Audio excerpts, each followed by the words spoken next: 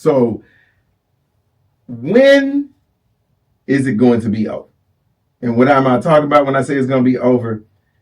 At what point in time do we, as our community, look inward and say, hey, we got to do better and we got to fix this? What happened 400 years, we understand it happened. We know it happened. We ain't denying that it happened. But at what point in time do we say we got an issue? We got to take accountable for what's happening to us, and we got to do something about it. Not no white man coming in on a horse, not no government fix it. When do we get to that point? Because right now, to me, it seems like there's an accountability issue in our community. We make excuses for stuff, and then we always got a way to rationalize detrimental behavior by people in our community. And it's behavior, and I'm giving you some examples of behavior that I'm talking about that's detrimental in our community. Right. For example, the whole snitching code. To me, that's detrimental to our community. It's immunity. You can't say police your community and then we don't do it. Because part of snitching, what we call snitching, that's not snitching, it's accountability. It's immunity. What's immunity? Snitching is immunity. That it is. So that is behavior that is I think once upon a time we could blame the media for the perception of us. We could. But media has transformed. Media is now social media. Everybody in here is its own CNN now. Everybody in here is its own MSNBC. Everybody who has a social media page is its own news network. So when I get the ratchet video and I post it, and then you post it, and we share it, what we've done is we are culpable to doing the same things that we have blamed news networks for doing for years. Because it is super simple to just not forward a video. It is super simple to just not like a video. To see it like, oh, that's crazy, and scroll. Because it don't hit the algorithm until you respond to it, because the algorithm knows it caught your interest. Even if you comment and say this trash, the algorithm says you still want to see this because you commented on it. So we control the media now. I think, we have the ability to control the media and the narrative now, but we don't do that. So the question again is, I think we do. But we don't control it in a positive manner, 100%. So my question is, when are we going to do that? Have at it. I don't know when we're going to do it, but I know the first thing to do is stop letting... I hate when we share white people doing black folk stuff. Like it's a white boy dancing, pop locking, and you feel like he's amazing. Well, guess what? It's a black girl on TikTok that he stole that from. Share her. That's how we push our culture forward. Share us doing the things that we share them doing that they took from us. Like keeping Chris Tucker on the tablet and removing Tom Hanks. That's not the same thing, but continue. We have to highlight us and the good parts of us. So when you post a fight video and you just saw a video of an amazing young singer that's trying to make it and you passed it and kept scrolling, but you posted that fight video, just push the culture back. Because you could have highlighted, because we control what's cool. So if we show what's cool about us, they have no choice but to highlight what's cool about us. And if you stop making fight videos cool, guess what? People going to stop posting them because they're going to say, don't nobody want to see this. They want to see me excel. So let me post that. That all that sounds good, right? And I'm not against it, right? But here go the factuals of what's on the table, right? We're going to use Post 101.3. We're going to use Isaac Hayes with fan base, right? We have individuals that have these platforms where it can be certain things, so where the algorithm is controlled, if you know what I mean, right? But when you're going against media moguls such as TikTok, Twitter, Instagram, and Facebook, where the financials and all the tech savvy stuff imposes on what it wants to, no matter what, we can go as simple as say we're not going to share no fight videos for a whole week. Guess what they're going to push for a whole week? Whether we click on the video or not, what's going to be pushed the whole week? Violence. Have you ever thought about that? Like, the algorithm is controlled by what we look at, but it's also on what's imposed. So if they want to show certain stuff in certain demographics or in certain areas, Go ahead, because I don't want to cut you off. Go ahead. In certain areas, they can do what they want to do. They control it's their platform. So prime example, right? So say if I didn't want to play no rap music all day, I literally can just say no rap. We can just do R&B and jazz for the full day. So it's a little bit of both. I think we're all saying parts that are making what we want to happen. There's a lot of mutual parts. So in order for that to happen, the biggest thing is we have to remove ourselves from these platforms that are controlling what they're putting into. See, because a lot of this stuff, because it goes as simple as this, right? Think about it. Have you ever seen a Cybertruck commercial? No. But the first thing they did when that guy came out with that damn Cybertruck, all he did was put 3 black influencers in it. They jumped because we're influenced by the monetary.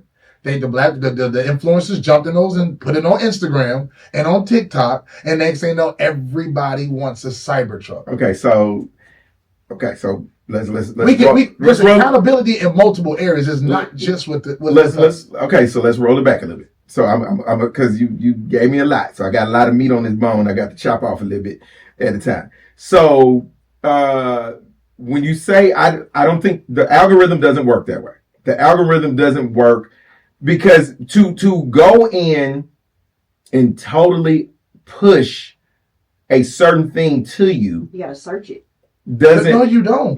To push for a social media platform to push a certain thing for you, it is counterintuitive to how social media works. They push stuff to you that you're more likely to click on and watch. So if I'm pushing stuff to you that you don't like or you don't watch, then it's counterintuitive and it hurts my pockets to do that. Because then I can't sell to advertisers that you're watching X number of minutes of videos. See what I'm saying? No. So, and I can't sell to an advertiser, what we want to do is I have the numbers say that people more likely are to watch, since we're talking about fight videos. Are you okay with fight videos? Well, no, I don't like it. And that's fine. But just so you know, 80% of people who are on that's not what I was TikTok. I think you took what I said out of context. TikTok watch fight videos. So let me lay it out. Let me land the plane on that piece first, and then maybe I might pick up what you. But I'm saying don't use fight videos. It was a bad analogy. What I pretty much was saying is whatever they want to push, the larger of the majority of this generation is going to watch it. And see, that's what I'm saying. And that's what I said in the beginning. I don't think the algorithm doesn't work that way because that doesn't help them to push something on you that I want you to watch. It helps me to push what you want to watch. No, you listen to what I'm saying. If they're pushing the agenda, it becomes a program of what you want to watch. See, you're speaking from a person who has self-control. We're talking about the large masses who thinks when they first wake up, it became a norm because they made it a norm. So what you're trying to have is a chicken or egg conversation. No, it's which came first? Did I want to watch duck videos first, or do I want to watch duck videos because they push duck videos on me so much? It's both. Well, I snooze. When I see something I don't want to see, you're speaking from a person who has self-control. But that's how you stop it from putting it. So what I want you to do is watch this movie called Social. I think it's Social Distraction or whatever. Seen it? You seen it? Yes. So if you've seen it, then you know that's not how the algorithm works. They don't send you videos. So they don't send you videos to say, "Ooh, I hope he watches this." They send you videos and they send you content that you're more likely to click on. So you never had a conversation with somebody that wasn't even on the phone, and your phone starts playing those videos? Yeah, but listen. Yeah, because that nobody says you liked it, but it pops up. Yeah, but it pops up. Then if you don't click on it, you typically don't see it again. You're missing the fact is that they're able to pick your conversation and throw it into your face. What I'm saying. And we're also speaking. I get what you're saying. And up. We're not talking about 25 and under. No. 25. I get it. People don't click on stuff that they don't like. Most of the time. Things that most okay. No, and when you're saying the average younger generation only likes what they see. But they don't like. They're notorious for scrolling past stuff. City. Yeah, they scroll past the educational stuff because it's not cool. It's not what's important. And that's fine. But what they do is they scroll past stuff they don't like, and then and this generation is notorious for sharing stuff. Like older people and I know we're all guilty of this. You will see something you like, and you'll like it, but you won't share it. I do it all the time. They see something they like, and they share it. But that is why? Because they like it. But why? Because they just like it. No, because the artists that are paid to be in a position that they are, which is a position of influence, is speaking it. And that's not. I don't think that's always true. That's not true. That's not how the algorithm. So just because an artist, and see, you've got us on 285 because now we're having a social media conversation. This is not what we're talking about. What you're saying take accountable, but you're asking a population of individuals to take accountability for something that theoretically that there is no control of. See, and that is the problem. And Kendrick said it best: unless you cut the TV off, bro, there is no control. And that is see. So, in the video I sent you addresses this. It is there. You do. The problem is you do have control. What has happened is we have convinced ourselves that you don't have control. And that is where the failure in this process happens. That's a culture thing, or is that a human thing? I think that's a human thing, but like so many other things, because we're in America, we're such a small part of our population, our things are magnified. The negative things are magnified. Agreed. So yes, it is a human thing, 100%. But again, it is magnified for us because we cannot ill afford to give negative stuff a pass. And we cannot afford to push negative things on a social media platform and stuff like that. But because it impacts us way faster and then on a larger proportional scale than it does their society. That's what I mean. So I think when we say we don't have control, I think it's a cop-out. What I think you build in an excuse when you say that. You build an excuse. It's okay for me to do that because we ain't got no control over it anyway. See what I'm saying? Yeah. And the thing about it is, it just started. All right, I'm about to get sued. So I think there's a built-in excuse with that, and I think we have to take control of that narrative. And part of the problem is it ain't the hood people. Well, I also think you can start where people go to be influenced. Mm-hmm. Church. People go to church to learn. He's teaching. Let me. Him in there. If you go to church and if your pastor really cares about the community and not just teaching, I hate to say this, but I hate to call it Bible thumping, but for lack of a better term, if he cares really about the community, which the church is there to serve the community, that's where you can start. There's every age group in the church, from infant to 99. Yes. You are in the church. So instead of getting up there talking about just the word, that's an opportunity to also feed your community. Have more events in the church. When I used to attend church when I was Christian, in church, my pastor would have things at the church that also were community-based for influence. Yes. So that's a great opportunity. Yeah, and I agree with that. And because we don't latch on to those influential moments the way we should. And people who have influence don't necessarily always use that influence effectively. They don't always use it for the greater good of the masses. A lot of times they'll use it for their own personal gain, i.e., a pastor of a mega church who want a plane that got a plane, but less than a mile from your church is dilapidated houses and people living on the street and all this stuff right here. At a minimum, you should stay like, for example, speaking like with the influential thing, and accountability. And I'm saying this way because I want to show you it still within the lane of what we're talking about. So I'm a pastor of a mega church, whatever church that is, and I'm in said community. I'm in a black community, and let's say less than a mile. So what I do is because my thought process, I draw a circle around my church. And I say so I draw a mile radius circle around my church. And I say within this mile, we're going to spread out. And we're going to start fixing up community programs, jobs. That's how it should go. That's why I say me. Yeah, no, I agree with you. That's how it should go. Me. And then once we fix everything in this mile, or at least get it, then I'm gonna do another mile. That's how it should go. And then, and the thing about it, you ain't got to save the world, because at some point in time, your circle should bump up against the circle of another church. You know what the problem and then my circle don't have to grow no more. Now I just keep maintaining what's in my circle.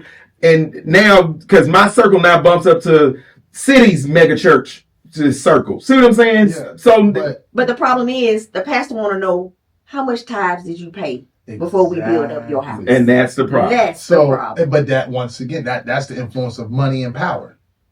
See, but the thing about it is, but that's not what the church is there for. It doesn't matter. Trust me. Once again, here's the thing, right?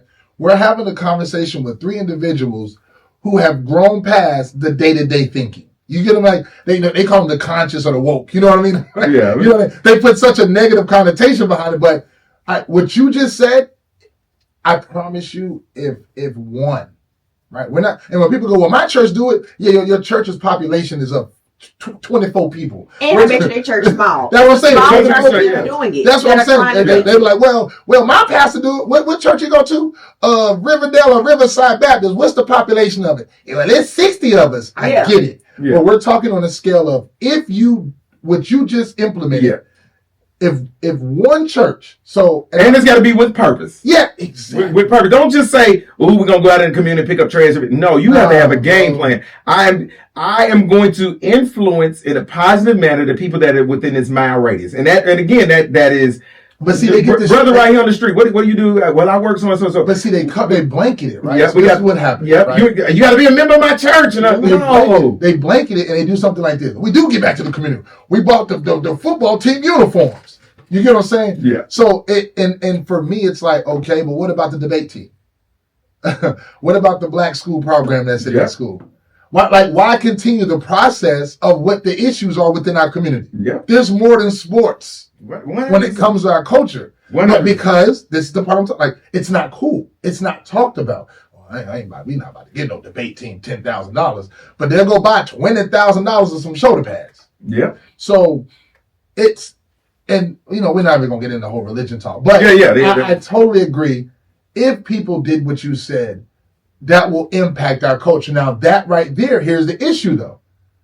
Say you started it, right? Mm-hmm. And say she jumps on board and she's like, I like this. So now your church, your signal, your circle now bumps into her circle, right? So now they see. And now here's the powers that be. Because this is where I go, it's a twofold to it. Mm-hmm. So now, before her circle bumps mine, I get a phone call, right? And what do you think that phone call goes like, Lav? Just for the... I don't know. Give it to me. Look, Lav and... I don't want to mess up your name. Andromeda. They're doing something that it's gonna affect us down the way. It's gonna make crime drop.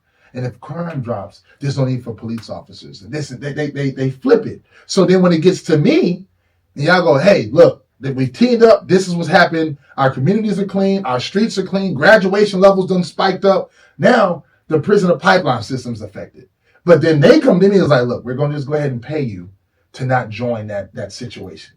So then when y'all come to me, because this is what happens, it's always one of us who doesn't follow the program or the agenda. I don't disagree, but I don't think it would be that obvious. I don't think it would be the crime's going to go down. I was just using. Well, no, I think it would be. I'm sure there's some code violations. Exactly. It's something. It would be so that a black person. They'll even switch it where they go like, you can't walk on the street and pick up trash unless you get a permit. They say you can't feed the homeless in Dallas without a permit. And Jordan, Atlanta's the same thing now. I moved here from Dallas, Texas. Yeah, that's great. All right, so this is what we're talking about. What the overall conversation is accountability. When will we take accountability? The conversation. It sounds like the church thing. What we're talking about now is all. It ain't. What that is an example of taking accountability for us and doing for us. That's what that is an example of. That's why I use that. But it's the largest place they can do it first.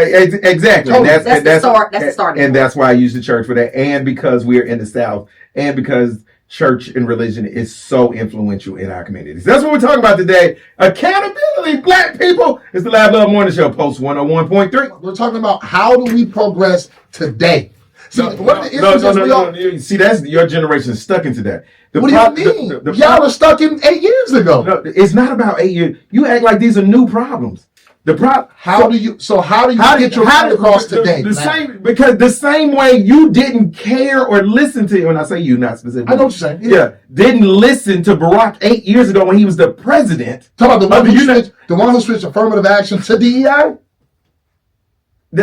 Okay. So no, bro. See, this is the thing. No. That's the black accountability. That's the issue. No, the accountability is this. Barack literally told us to get our ish together. And y'all got an attitude. Did we? Black people, yes, they got an attitude. They literally got mad when he said that. When? Black people don't like to be told to be right in front of white people. And that's a problem. For me. Because it shouldn't matter who we say it in front of. Just do it. See, City don't like that. Do what? He think it's conversation we need to have. But that's the problem. Too many private conversations. And that's what I said. That's what I said. Shame people. Bring it back. See? So when we say that, right, now this is the hypocrisy of being black. We say that, but then when somebody chastises your child or chastises you, it's an issue. Exactly. But that all goes back to accountability. That all goes back to accountability. But back to we still here. You said that people are in higher position that are speaking progress or who've tried to speak progress. I said who? Because that's your go-to is always this Barack guy. Who else? He says this Barack guy. Because that don't do it for me. Who else? D.L. Hughley. I would definitely have to agree with you because we both talked about this. So but here's the thing, though, his platform isn't big enough.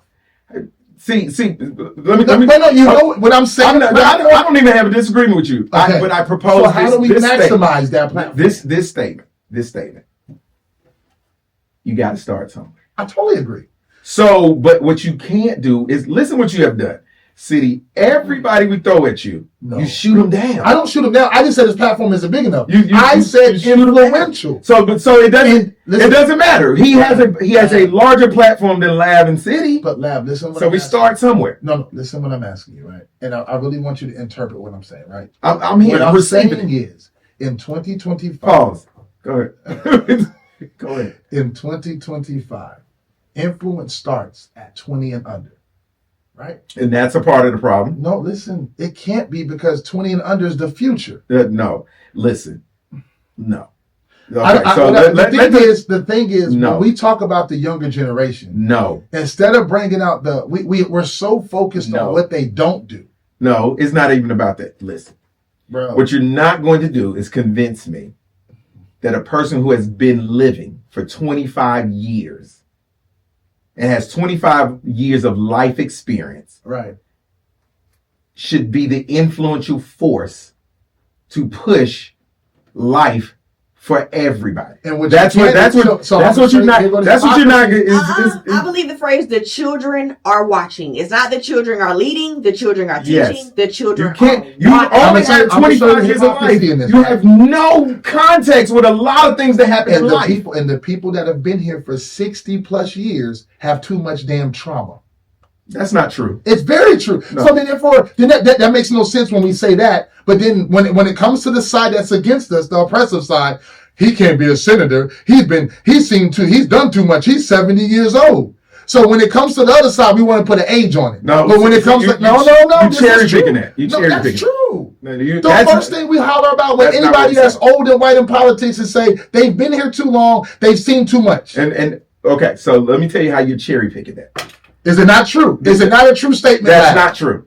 And the reason why it's not true, we don't just blanketly say they've been here too long. So laws that need to be changed let me finish. The reason why we say that about them, they've been here too long and not done anything. So it has nothing to do with the length of time. If you have been here for 70 years and there has been change within your 70 years, then I don't give a damn if you stay another 70 years. So for the black people that have been here for 70 years, what change has it been? Because the ones that have been here for 70 years are the ones getting the paychecks and shut up. No. So two things. One, they've been here for 70 years, and the problem isn't. So you're combining different things. What you just described, the problem you just described, isn't an age thing. That goes back to it being a community thing. We as the collective, young and old, don't do what we supposed to do. We don't because we shun them. Prime example. No, Bernice King and Sexy Red. That's- Prime example. No, that's not a shawning them thing. That has nothing to do No. with you doing your part. If you give these 25-year-olds If you don't know so how to much credit, See, this is my issue with You your get- logic of the. If you don't know how to being communicate to influential. them, how do you expect them to listen? But when you say they are influential, that's a problem for me because now we're saying we need to watch what they're doing and catch on to that. You should. No, No. you should not. How No. can That's you not? stupid. because you're 25. But no, here's the So problem. your With that- 25 listen, years of listen, experience listen. beat my 50 years? Listen, with that thought process is why in our black culture, the kids aren't trained or taught how to be successful because we don't pay attention to them. No.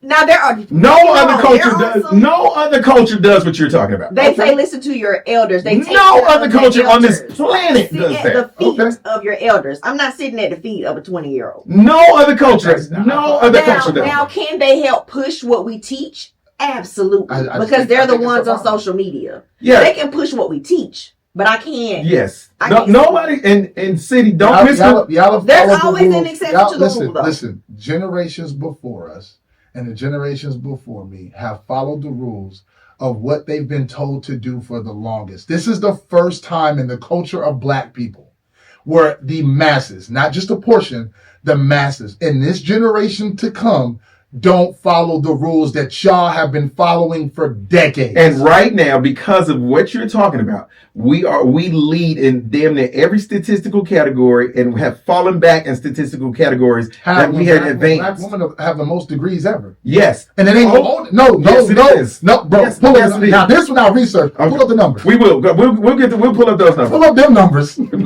This Them folks generation. didn't go to. They don't Listen. even like college. This generation has the highest rate of unaliving themselves. You know why? This That's not- generation. whoa, whoa, whoa. This generation has the highest rate of not finishing high school. This Because generation entrepreneurship has is a. The, I didn't finish high school. We don't I have didn't finish high school. community. yeah. Before there's no community. This There's no generation. culture. No, can't do. I can't give y'all that. This generation has the highest level of baby mamas. That happened during your generation. That happens with these kids. That's because in the 80s, there was a bunch of crack babies that had babies, and from 80s to 90s, where they started having where kids start raising kids. No, You can't- we're 2 generations past the crack baby, so that's not true. But the divorce rate didn't start with our generation, bro. We talk. Yes, you can't it put did. No, it did not. Okay, we hold on. What's our time right now? You can't say you can't blame the divorce rate on the generation under us. You got us all off track, city. Listen, you just said we have the highest divorce rate. No, I didn't say that. You said you used the word divorce. I said You said but- baby mamas. baby mamas. That has nothing to do with divorce. You could be a baby mama without ever having to be married. Man, I So, heard something different. I take that one back.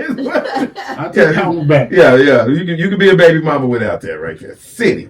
No. Nah, bro. You- I don't think I give the younger generation enough credit. Listen, and I knew you were saying that. Y'all don't give us enough credit. I can't even say us because I'm 40. Yeah. Y'all don't give them I'm enough gonna say credit. you. No, so But I'm always in it. I these are the conversations that I have with them because I talk to But them. you're speaking to the younger generation Yeah. that thinks like us. There No, are no, no, no, way more that do not. No, there are no, way no, more no. sexy red. Yeah. Trust me, I'm not. Right. way wanting to more be a sexy in this man. generation. No. Yes. Yes. So I can't give leadership. I can't trust. But why a you can't sexy give it to red. the ones that think like us that are younger than us? Why we can't give them leadership? You know Be- why? because you don't they have would enough rather like sit it. in a room with us. People that have Because all us do is judge them. It's not about. So this is the thing, City. What you're willing to do is you're willing to give. I'm willing to let them in the room. For lack, and that's what. And I knew you were saying that. That's what I was getting ready to say earlier. Nobody's saying that a 25-year-old doesn't have anything to say. I think a 3-year-old potentially has something to This say. sums it up right here. So nobody's saying that they don't have anything to say. 100%. This sums it up. What? My man Heat just said, shout out to James, because he's borderline like you a little bit. Yeah. And he gets on my nerves. Okay. But it's my guy. What James say? He says, the problem is everybody think they are right. They have the right answer for black people and no one listens to one another. You're right. Sums it up. Yeah, but that has nothing to do with ageism. It's not, and that's what I was. And that's why I was older going. folks don't want to listen to young folks. And that's not true. What? Listen, we're having 2 different conversations right now. You're pushing younger people leading. What we're saying is you can be in a room and you can have a voice, but you're not ready to lead yet at 25. No life experience. You have no life experience. I know somebody at 25 that been through more hell than somebody at 50. We're talking about an MLK exception. There's always going to be one. Martin Luther King was an exception. You don't have to be a Martin Luther King to say you went through experience at 25. But you still, even, listen, and you do realize having a whole bunch of trauma before 25 does not make you experience that life. You do realize that, right? That makes for a sad existence. Exactly. No. I'm not using trauma. I said been through more stuff. I'm not speaking in a traumatic way. What can you go through in 25 years that is comparative if we're not talking about trauma? What can you when I look at a 60-year-old, right? When I compare a 60-year-old to a 20-year-old, the only difference from a 60-year-old to a 20-year-old, they've experienced more Uncle Tomism. That's not true. No. Yeah, a 20-year-old, 10 of those years, you didn't know what was going on around you anyway. Somebody was telling you what to do every day. Yeah. So I can't get with a kid at 20. 10 of them years, somebody definitely had control of you. Yeah. I disagree. And at 50, people still got control of them. No. Yes. Listen. If it wasn't the case, we won't be. Listen, if at 50 and 60, people don't have control, we won't be having a conversation about who's being accountable. Because if you're going to tell me that the younger generation is now moving the whole world, then that means it just reflects about what you're talking about the older generation. Let's take your 60-year-old and tell you why they should be in control. Because they were in. No, I said at 60, there's still 60-year-olds that are still being controlled. Yes, but controlled by when you say that. You feel that way. So now that 60-year-old can say, "Hey, I'm still in this. If I would have done this at your age, it would have been different." So now you know the mistakes you made.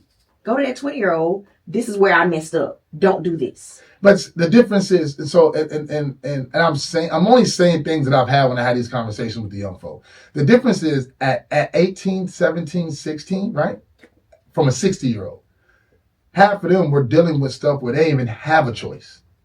The average 60-year-old didn't have choices at 15, 16, 17, 18, 19, 20. You didn't have a say-so what you want to do in your life. You didn't have the ideology of entrepreneurship. You didn't have social media. You didn't have AI. So a 20-year-old now is well more advanced than the 20-year-old that was 60. So that's why the 60-year-old is more important to me, because now you can say, I didn't have this, you have it. And at 60, they don't understand. That's just like somebody who goes to jail, right? Okay, don't go down that road yet. All right, it's time for a break. We're going to come back. It's the Lav Luv Morning Show, Post 101 points. Ben Crump, it wasn't none of those leaders. It was the young folk that had this whole world upside. Hold on now. That had the whole world upside down. And when everybody realized like this is about to spread like wildfire, they sent everybody black ass back to work and opened up the world. Because for the first time, that was the closest thing that I would say we had to unity. Now you may not like how it was done, but it was done. Okay. Oh, I like how it was done. That's the point where I agree with the young people. Foot soldiers. So absolutely. So, okay. Let me say this. But you didn't answer my question. So let me say this, because I don't. Let me tell you why I disagree with y'all. Is because what you just described is a checkers move. I don't think it is a chess move. Because if that was the case, we would have seen significant movement. The whole world moved, Lav. No, the world did not move. If the world moved, we wouldn't be having this conversation right now. We have the conversation because the upper echelon black folks played chess. We're having the conversation because the world didn't move. Real movement is permanent. It's not temporary. That's why it didn't move. So that's real movement is permanent. Okay, it's not temporary. And for real movement to change again, there has to be real movement again. So this is where I feel the elders failed in that moment, because we had the disruptors disrupt for change. This is where the elders as leaders should have said, we got the movement. So that piece I'm not disagreeing with. What I'm saying so then who needs to be held accountable? The young folk or the elders? No, both sides, because they move without a plan, and the elders had the movement and did not plan. So that means technically the elders haven't been doing their job, because if there was both sides failed to me. And that's what City wants to blame, but it's not a blame. No, I'm taking accountable on both ends. But if you're the elder and you're supposed to guide, direct, I can't guide you if you're already out there thugging and bugging without me. You should have the right people in place that be able to deliver the message. Okay, so yes or no? So let me say this. So this is why I say that's a checkers move, not a chess move. We make moves based upon emotion. What you describing is an emotional reaction. One of the things that white America has never done is they don't act out of emotion. You say Wall Street, let me finish. Okay. Bro, Lav, come on, bro. Let me finish. I'm gonna mute my mic. That is what that is they acted out of money. They felt like Black Wall Street was a threat to their way of life. And that's so not emotionally retaliated. No, they didn't emote. They retaliated because they felt like America is built off money. It's built off. America was built off emotion. Hang from trees because of money. No. Yes, it did. They hung because Black people hung from trees because of money. Because Black people is free labor. Black people were the money. Yes. What I'm saying is it's all connected. No, it's not. We are. That's a false narrative. Black people. Y'all not let me finish. Can I finish? Yeah, Can I finish? You're right. Can I finish? Right. Can I finish? All right. So what they do is white America is going to always protect its system. It's always going to protect its system. So its system is what they describe as business. They're going to handle business first. White people will burn down the house rather than share it. That is why I say, if you say, let's set this mug off, nobody's going to win in that scenario because they will destroy you and themselves first before they share this house with you. That's the sacrifice that should be made. And then who wins? If nobody's here, how is it a sacrifice if nobody got nothing? Let's go back. We brought up let's bring up Nat Turner. Somebody got to die. Somebody has to, bro. Somebody got to go. Lav, and that's the issue within our culture. Nobody wants to sacrifice the real sacrifice. No, the problem ain't that nobody want to sacrifice. The problem is y'all want to pick who sacrifice. No.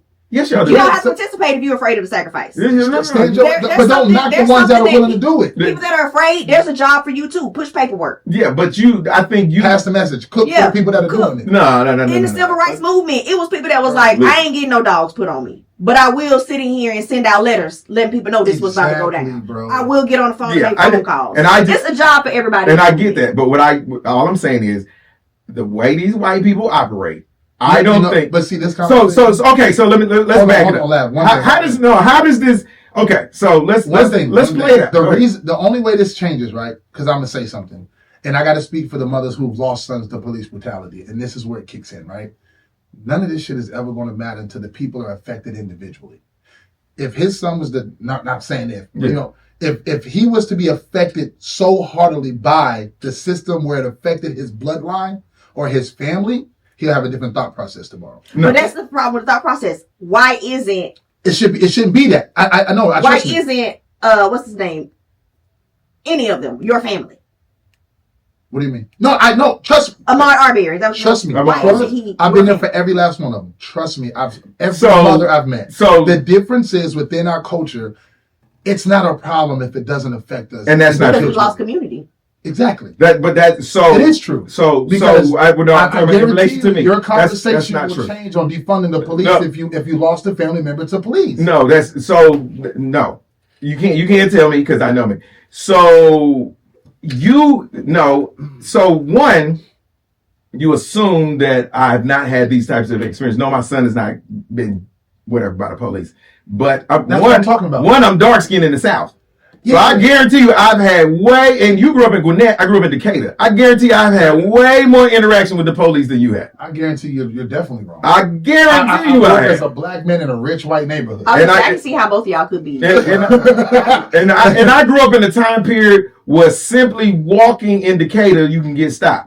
So what do you think a black man dealt with on the street? I'm just saying. So all I'm saying is I don't think you can determine. So we can say push. Yeah. So we can say push on it. That was irrelevant. No, that's not. It's relevant. My point is, it's a push. Because you said that my mindset would change. So listen. And I have I have a military background. So because I have a military background, this is always my thing. So you've been systemized. No, it's not systemized. What I've seen war, and what I. So there's fear. So no, it's not a fear. you have no idea what war That's does. the knowledge we were speaking on of the elders. Yes, you have no idea. You're difference. In the same way you just described, you'll have a different thought process if your son was if you've been in a war zone. Right. You don't you would not advocate for this. Because when you say people need to die, you're thinking about foot soldiers die. When a war jumps off, your grandmother's going to die. Your kids, your nieces and nephews are going to die. That's called collateral damage. So you don't care? You want your friend? I don't want my kid, my 10-year-old to be collateral damage. And that's the problem. Because what you got. So you willing to sacrifice your grandmama for my son? Yes. Not for your son, just period. No, listen. If I'm listening to what you asked me. And listen to the thought. You can't tell me. Listen to what you asked me.